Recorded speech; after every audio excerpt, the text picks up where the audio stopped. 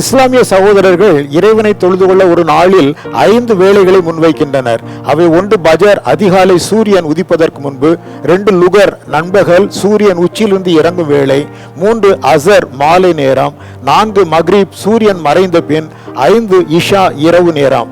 யூதர்கள் கர்த்தரை தொழுது கொள்வதற்கு 3 வேளைகளை முன்வைத்தனர்.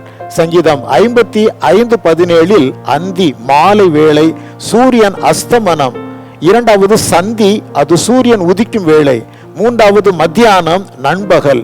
இது யாத்திராகமம் 30:7 சொல்லப்பட்டுள்ளது. கிறிஸ்தவர்களாகிய நமக்கோ இவ்விதமான குறிப்பிட்ட வேளைகள் சொல்லப்படவில்லை.